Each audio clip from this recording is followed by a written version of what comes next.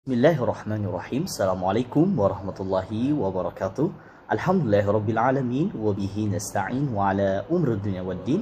Wassalatu wassalamu ala asrafil anbiya'i wal mursalin wa ala alihi wa sahbihi ajma'in. Bagaimana kabarnya para pemirsa hari ini? Semoga Anda semua selalu diberikan oleh Allah Subhanahu wa taala keberkahan dalam aktivitas-aktivitas untuk mengiringi kegiatan Anda menghafalkan Al-Qur'an. Kita hari ini akan membahas ilmu yang luar biasa penting, karena hari ini kita akan bahas detail secara lengkap tentang murajaah. Kita akan mempelajari apa itu murajaah dan juga jenisnya. Kenapa ini penting? Sebagai wawasan para penghafal Al-Quran untuk bisa lebih luas memandang apa itu murajaah. Jangan hanya kita memandang dari sudut pandang yang kecil saja, ya, tetapi kita bisa lihat kegiatan-kegiatan murajaah itu dari sisi-sisi yang lebih luas. Nah, sebelum itu kita kenali dulu nih apa itu yang disebut dengan murajaah. Murajaah adalah kegiatan mengulang pelajaran, hafalan, dan lain sebagainya. Jadi yang disebut namanya itu murajaah adalah bukan hanya terbatas dari kegiatan khusus menghafal Al-Quran, bahkan mengulang hafalan, ya, kemudian yang lain sebagainya itu termasuk dari segi murajaah. Murajaah ini berasal dari kata raja'a yarji'u, dari kata bahasa Arab raja'a yarji'u, ya, atau muraja'atan. Nanti masuk ke masdarnya muraja'atan yang artinya adalah kembali. Dari artian harfiah kembali tersebut, kemudian murajaah banyak digunakan khusus dalam pendidikan Islam, utamanya di pesantren. Istilah murajaah ini ditujukan bagi kegiatan mengulang pelajaran sebelum ujian, hafalan ayat-ayat Al-Quran, dan lain sebagainya. Jadi istilah-istilah ini kemudian murajaah ini dipakai di pesantren. Untuk istilah apa? Biasanya untuk istilah murajaah pelajaran, mengulang pelajaran, atau ujian gitu ya, atau ayat-ayat Al-Quran. Nah, jadi secara bahasa pun ya istilah daripada harfiah ini dia diambil di pesantren untuk kegiatan-kegiatan murajaah, ya. Bukan hanya terbatas dengan murajaah Al-Quran saja, tetapi dia juga terikat dengan kegiatan mengulang pelajaran, ya, kegiatan mengulang apapun itu, disiplin-disiplin ilmu itu bisa juga disebut murajaah. Maka setiap penghafal itu memiliki level murajaah. Ingat itu. Makanya nanti murajaah itu bukan hanya terbatas dari segi kita membaca Al-Quran saja, kita mengulang hafalan-hafalan kita, begitu ya. Baik.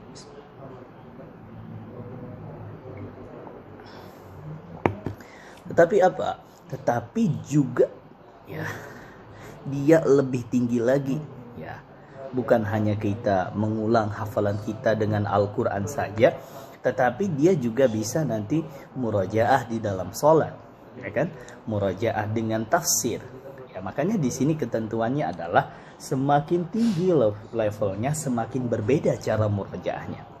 Dan bukan seorang penghafal Al-Quran ini ketika dia sudah mendapatkan di situ level-level yang tinggi dalam murajaah, dia meninggalkan murajaah secara dasar, yaitu kita ketika mengulang dia dengan mushaf. Ya, tidak seperti itu. Tapi jelas terlihat sekali perbedaan orang yang baru pertama kali dia mengulang hafalan dengan orang-orang yang dia sudah tinggi levelnya. Makanya disampaikan di sini, semakin tinggi level seseorang itu dalam kegiatan murajaah, dia akan semakin berbeda kualitasnya, juga level daripada cara murajaah dia. Gitu ya. Makanya ya, kita sebagai seorang penghafal Al-Quran harus tahu wawasan ini, sehingga nanti kita bisa naik ke level-level selanjutnya dalam kegiatan-kegiatan tipe-tipe murajaah kita. Nah, teknik murajaah itu sendiri, ya, yang pertama ada mengulang dalam hati. Ya, jadi murajaah itu yang pertama ada mengulang dalam kolbu kita, mengulang dalam hati. Arti murajaah adalah meninjau kembali atau memeriksa ulang hafalan Al-Quran Apa yang bisa dilakukan supaya hal tersebut dapat dicapai? Salah satu caranya adalah mengulang-ulang bacaan hafalan Al-Quran di dalam hati setiap saat. Jadi ketika kita mengulang dalam hati setiap saat, ya disitulah nanti kita akan mencapai ya kegiatan-kegiatan pengulangan dalam hafalan kita.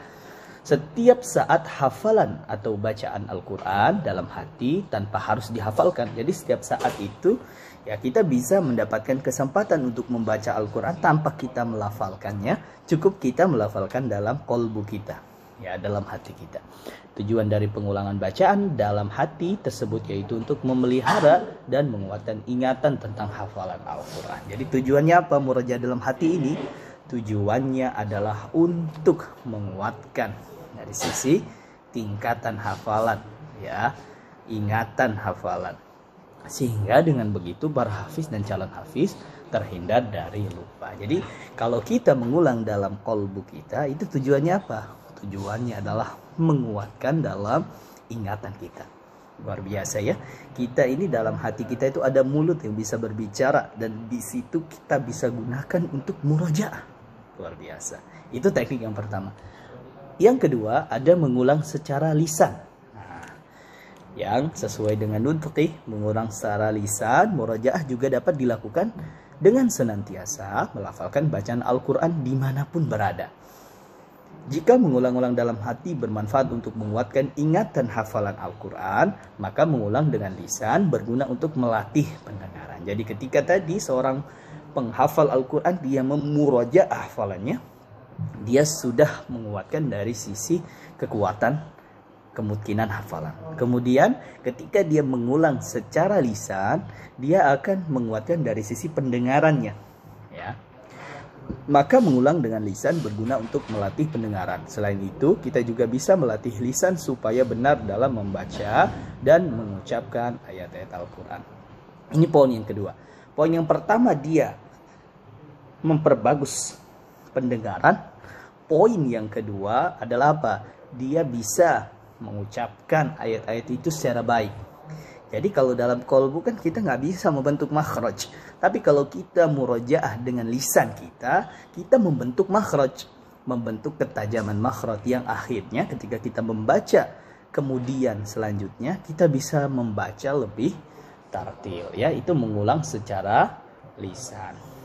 Nah, dari sisi inilah ya ada teknik murojaah mengulang secara lisan, ya, mengulang secara yang lain sebagainya, ya, untuk para penghafal Al-Quran yang dia ingin sekali murojaah. Jadi murojaah itu dia tidak terbatas dari sisi pengulangannya itu hanya dari sisi kolbu saja, tetapi dari lisan juga ada, ya.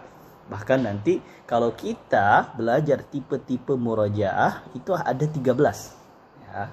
Ada 13. Oke, sekarang kita akan buka nih. Murojaah ini ada berapa tipe? Yang pertama ada murojaah dalam sholat, ya. Jadi tadi dari sisi qalbu, dari sisi lisan kita membaca, itu dari sisi tipenya ada murojaah dalam sholat misalkan.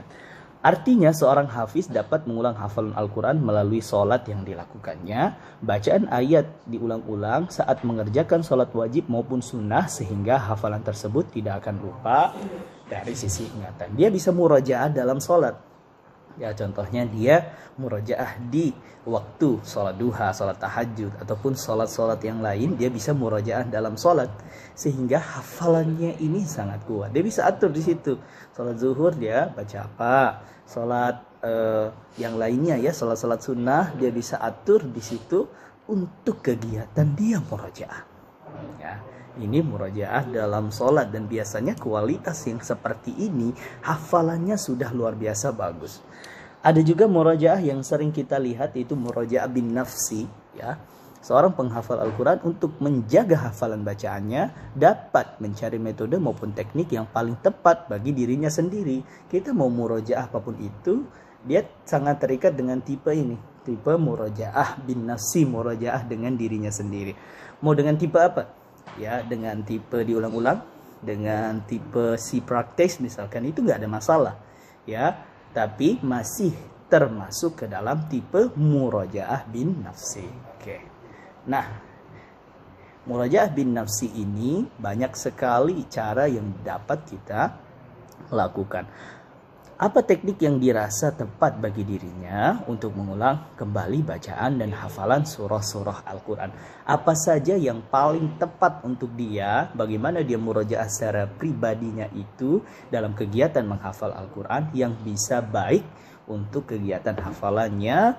Dia bisa murojaah dengan bin nazar, dia bisa murojaah dengan bil ghaib juga. Atau ada juga murojaah bil murattal. Ya, jadi untuk kegiatan pendengaran dia bisa pakai murojaah bil murattal. Teknik yang selanjutnya yaitu melalui murattal. Teknik ini memerlukan alat bantu untuk menjaga hafalan Al-Quran oleh para hafiz.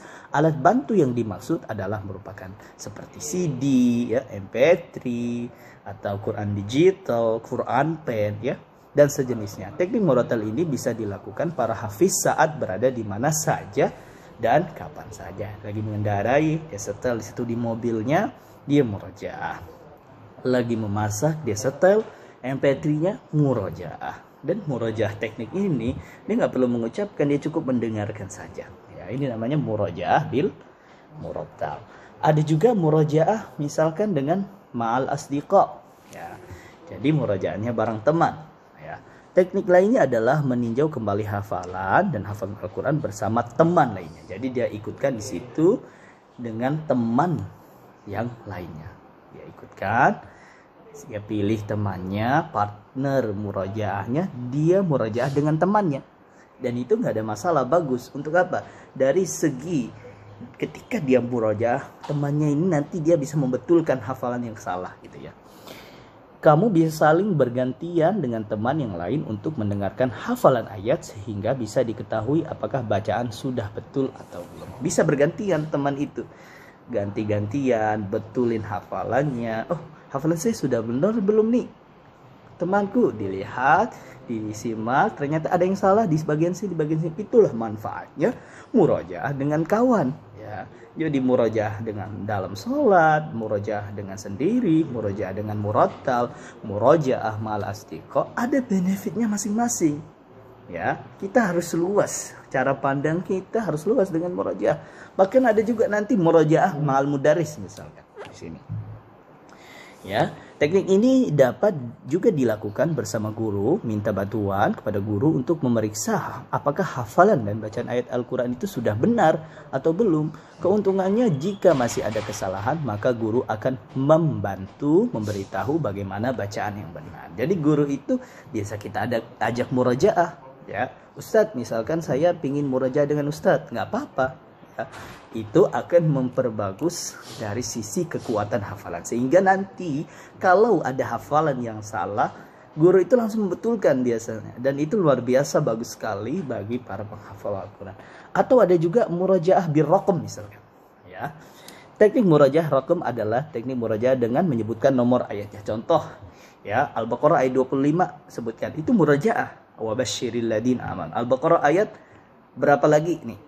Al-Baqarah ayat 20, yakadul barqu yakhtafu absaram. Ketika orang ini diajak seperti itu murojaah, tentunya akan terjadi kenaikan level. Yang tadinya dia murojaah langsung aja, dia nggak tahu nomor-nomornya, tapi ketika dia murojaah birraqam ini dengan nomor-nomornya, dia bisa memurojaah hafalan dia dengan menyebutkan dalilnya nanti ke depannya.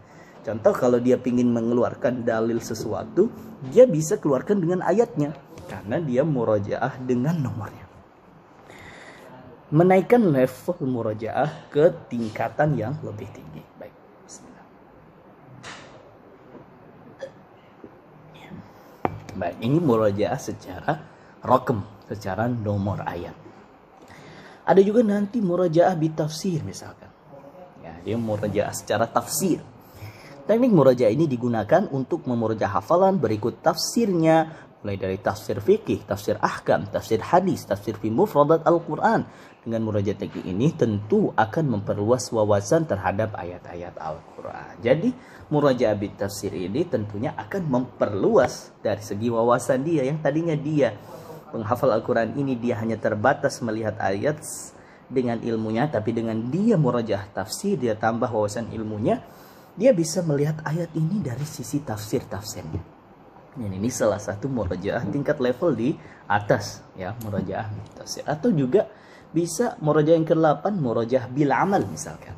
Ya, teknik murojaah bersama kegiatan adalah murojaah dengan membarengi bersama aktivitas yang tidak berat. Seperti tadi berkendara, ya dia sambil murojaah bil amal. Ya, bahkan ada orang murojaah sambil berenang ada juga gitu loh. Dia berenang tapi dia murojaah juga. Ini namanya kegiatan murojaah bil amal dengan kegiatan-kegiatan aktivitasnya, dan terdapat ini dengan metode mursalin. Kami buat metode mursalin itu dan kami kombinasikan dengan amal-amal manusia, dengan aktivitas-aktivitas manusia. Kemudian selanjutnya ada murojaah mengajar. Nah, murojaah mengajar ini teknik dapat digunakan bagi seorang pengajar Al-Quran. Ketika mengajar, otomatis ia akan memurojaah hafalannya. Nah, jadi ketika dia mengajar seorang guru, dia tentunya di situ akan mengulang hafalan Al-Qurannya. Nah, luar biasa ya, tingkatan-tingkatan yang seperti ini dia memurojaah ketika dia menyimak hafalan orang lain. Atau murojaah khatmil Quran, biasanya ada di pesantren-pesantren ya, murojaah bil khatmil Quran. Ya, setiap 3 hari dalam akhir bulan dia tentukan tuh setiap orang baca berapa juz 1 sampai juz 3 orang 1, juz 3 sampai juz 6 orang yang kedua, begitu. Jadi murojaahnya secara khatmil Quran. Contohnya di sini orangnya nih, dia murojaah dan di belakangnya di sini ada santri, biasanya ada santri, dia menyimak. Kalau ada yang salah dia langsung dibetulkan. Dan biasanya teknik-teknik murojaah ini dia menaikkan level kualitas, juga menaikkan mental para penghafal. Kan dia murojaahnya di depan orang banyak ya, luar biasa. Ada juga murojaah bil qiraah misalkan, dengan qiraah ya, seperti qiraah Warsh, qiraah Qalun ya, qiraah yang lainnya ya, dan sebagainya. Itu qiraah dia mengulang hafalannya ya, sehingga dia nggak bosen. Misalkan ada orang yang sudah dengan qiraah hafiz sudah sering begitu, akhirnya dia pingin yang lainnya nih qiraahnya, dia pakai qiraah yang lainnya. Dan juga di situ dia murojaah lebih detail lagi karena masuk ke level-level qiraah. Teknik murojaah ini digunakan untuk memurojaah Al-Quran dengan qiraah sab'ah misalkan, qiraah asyrah, dengan untuk memperkuat dari sisi cara membaca Al-Quran qiraah. Dengan begitu, murojaah sangat bagus sekali untuk level-level murojaah yang naik kelas dengan ketinggian ilmu ulumul Qur'annya. Ada juga murojaah bil jamaah, dengan sama-sama ya, kita sering lihat ya, murojaah bersama-sama disimak ya kan. Nah, itu bagus sekali untuk para penghafal Al-Quran. Teknik murojaah bersama-sama untuk menguatkan hafalan, saling mengkoreksi satu dengan yang lainnya. Murojaah ini sering dipraktekkan di pesantren ya, seperti misalkan ada metode tabarok gitu ya, orang membaca, anak-anaknya mengikuti. Itu bagus sekali, dia murojaah bil jamaah. Gunanya biasanya dia untuk memperbagus dari sisi makhraj dan juga meminimalisir kesalahan. Nanti sering membetulkan tuh satu sama lain. Kalau dia merasa ada yang salah, temannya membetulkan langsung gitu. Akhirnya dia tahu, oh yang benar begini. Itulah manfaat dari sisi murojaah bil jamaah. Atau ada juga murojaah bil kitabah misalkan ya, murojaah dengan menulis. Seperti yang sudah kita ketahui, kita bahas banyak sekali ya, bahwa murojaah dengan menulis ini sangat efektif ya untuk menguatkan hafalan. Kita tadi ya sudah membahas luar biasa, dan salah satu yang terbaik itu murojaah dengan menulis ya. Dengan kita menulis itu luar biasa bagus untuk penguatan hafalan, terutama bagi yang sibuk sering mengikuti rapat, pertemuan, maka murojaah dengan menulis menjadi pilihan yang sangat baik. Caranya mudah, yaitu tuliskan saja surah atau juz yang ingin Anda murojaah. Ketika lupa ayat tertentu, kita bisa berhenti sejenak untuk mengingat, dibuka tulisannya tadi, gitu ya. Kalau masih belum ingat juga kita bisa bertanya kepada teman, atau kalau masih belum ketemu ayat yang benar, baru kita membuka Al-Quran. Ya, bagus sekali. Bahkan ada sekarang Quran tulis ya, Quran tulis itu untuk memurojaah hafalan, dan bagus murojaah bil kitabah. Dipraktikkan saudara-saudara kita di Afrika itu, mereka menghafal, dia tulis dulu, luar biasa. Atau ada juga dari sisi cara pembagian murojaahnya ya, yaitu murajaah bil hizib.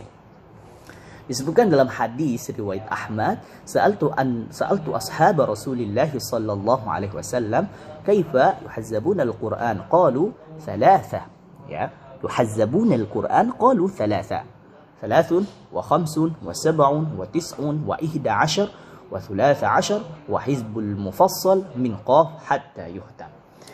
Aku bertanya kepada para sahabat Rasulullah, bagaimana cara kalian membagi Al-Quran. Nah, ini cara para sahabat itu membagi Al-Quran dari segi murajaahnya. Mereka bertanya, ya, lalu kemudian mereka berkata, 3 surah, 5 surah, 7 surah, 10 surah, 11 surah, hizb mufassal dari qaf hingga khatam. Yang kita kenal sampai sekarang itu ada murajaah Fahmi Bisyaukin, ya. Dan ini mengikuti sahabat Rasulullah SAW. Yang dilakukan seperti ada Zaid bin Sabit, Uthman bin Affan, Ibnu Mas'ud, Ubay bin Ka'ab, dia 1 minggu khatam, ya. Metode yang digunakan adalah dengan membagi Al-Quran menjadi 7 bagian, ya. Oke, kita lanjutkan. Dan diistilahkan dengan kata Fahmi Bisyaukin, ya, secara harfiah artinya lisanku selalu dalam kerinduan, luar biasa. Kata Fahmi Bisyaukin ini sebenarnya merupakan sebuah singkatan, masing-masing hurufnya merupakan batas murojaah setiap hari, ya, masing-masing hurufnya merupakan batas murojaah setiap hari. Inilah rinciannya. Yang pertama ada fa. Fa itu mewakili surah Al-Fatihah sampai dengan surah An-Nisa. Fa. Ya, kemudian ya, fami, ya, ada ya-nya, itu surah Yunus sampai dengan surah An-Nahl. Jadi hari pertama tadi baca surah Al-Maidah sampai dengan surah At-Taubah, ya. Hari pertama dia baca surah Al-Fatihah sampai dengan surah An-Nisa. Hari kedua dia baca surah Al-Maidah, fami, minya adalah Al-Maidah sampai dengan surah At-Taubah. Hari ketiga dia fami, ada ya di situ, Yunus sampai dengan surah An-Nahl. Kemudian hari keempat ba, yaitu surah Bani Israel atau Al-Isra sampai dengan surah Al-Furqan. Shin fami bisya, sya yaitu adalah surah Asy-Syu'ara sampai dengan surah Yasin. Kemudian wawu hari ke-6 fami bisyau, ada wawunya di situ, yaitu Was-Saffat, surah As-Saffat sampai dengan surah Al-Hujurat. Kemudian yang terakhir ada qaf sampai dengan surah An-Nas, ya. Jadi 7 hari khatam. Hari pertama Al-Fatihah sampai An-Nisa, hari kedua Al-Maidah sampai At-Taubah, hari ketiga dari Yunus sampai An-Nahl, hari keempat dari Bani Israel, Al-Isra sampai dengan surah Al-Furqan, hari 1, 2, 3, 4, 5, 6, 7, ya. Hari ke-5 Shin dari surah Asy-Syu'ara sampai dengan surah Yasin, hari ke-6 Was-Saffat sampai dengan surah Al-Hujurat, dan yang terakhir ada surah Qaf hari ke-7 sampai dengan surah Al-Qur'an sampai surah An-Nas. Jadi 7 hari dia bisa khatam dengan cara murajaah Fahmi Bisyaukin ini. Nah, ini bagus sekali, ya, dipraktikkan oleh para sahabat. Nah, sekarang kita bahas waktu murajaah yang terbaik. Ada waktu sepertiga malam, ya. Kita bacakan di sini. Waktu sepertiga malam adalah waktu yang sangat baik digunakan untuk membaca dan menghafal Al-Quran, baik saat mendirikan sholat tahajud maupun setelahnya, karena akan lebih khusyuk dan berkesan. Hal ini sesuai dengan firman Allah, sesungguhnya bangun di waktu malam adalah lebih tepat untuk khusyuk, dan bacaan itu lebih berkesan. Di samping memberikan ketenangan, waktu ini juga merupakan saat yang lebih berkesan. Dalam waktu ini keadaan otak masih segar, sehingga lebih khusyuk dalam kegiatan menghafal Al-Quran. Dia otaknya masih fresh. Makanya waktu sepertiga malam ini bagus sekali, ya, untuk murajaah Al-Quran. Atau juga kalau misalkan belum bangun sepertiga malam, bisa pakai di waktu subuh, ya. Yang kedua adalah setelah sholat subuh atau sepertiga fajar sampai terbitnya matahari. Waktu ini sangat tepat digunakan membaca atau menghafal, karena pada saat itu pula posisi tubuh telah istirahat, dan pada umumnya saat-saat seperti ini, ya, orang-orang belum memulai tugas-tugas berat karena pikirannya masih bersih dari beban-beban yang berat. Nah, itu setelah sholat subuh pikiran masih bersih dari beban-beban yang berat, bisa digunakan untuk murojaah. Atau ada waktu yang lain, misalkan di tidur siang, ya. Tidur siang dapat mengembalikan kesegaran badan dan otak dengan beban ketika melakukan aktivitas sehari-hari. Setelah diisi dengan beban tadi, aktivitas sehari-hari dia tidur. Oleh karena itu setelah tidur siang kondisi badan sudah segar kembali dan bisa dimanfaatkan untuk sekedar mengulang hafalan. Dan bagus juga tidur siang, ada sebelum zuhur atau setelah zuhur, setelah itu bisa digunakan untuk murojaah atau setelah sholat misalkan. Ya, sempatkan 30 menit atau 1 jam setelah sholat untuk beritikaf, ya, duduk bisa kita gunakan di situ untuk murojaah gitu ya, karena biasanya rasa semangat untuk melakukan pengulangan itu masih ada. Waktu tersebut merupakan salah satu waktu yang mustajab. Jika mau sedikit saja menyempatkan waktu untuk menambah atau mengulang, insya Allah akan ada ketenangan dalam jiwa. Terlebih lagi jika kita bersungguh-sungguh dalam membaca atau menghafal disertai pemahaman yang baik. Ada juga yang lain antara maghrib dan isya. Biasanya adalah ya, kita di Indonesia itu mengkondisikan tuh dari dulu habis maghrib biasanya baca Quran gitu ya, atau di waktu-waktu yang lainnya, waktu-waktu luang ya. Itu bagus sekali untuk murojaah, cari waktu luang ya. Bahkan ada hadis apabila orang yang menghafal Al-Quran membacanya di waktu malam hari dan siang hari, dia akan mengingatnya. Jadi dia bisa memanfaatkan waktu di malam dan siang hari, dia akan mengingatnya. Namun apabila ia tidak melakukan demikian, maka ia akan lupa. Nah, itu dia dari sisi-sisi murojaah. Kita sudah belajar luar biasa hari ini banyak bagaimana tipe-tipe murojaah kita pelajari, sehingga para penghafal Al-Quran yang mengikuti nih, sobat Quran semuanya yang mengikuti channel kita juga tahu wawasan-wawasan bahwa murojaah itu nggak cuma satu, tapi murojaah ini banyak tipenya. Tinggal kita bisa pilih di situ untuk menaikkan kualitas level kita. Semoga bermanfaat pelajaran hari ini. Saya Mildan Official undur diri. Billahi taufiq wal hidayah. Semoga Anda semua sobat Quran menghafalnya berkah dan ilmunya bisa terus bertambah. Barakallahu fikum. Assalamualaikum warahmatullahi wabarakatuh.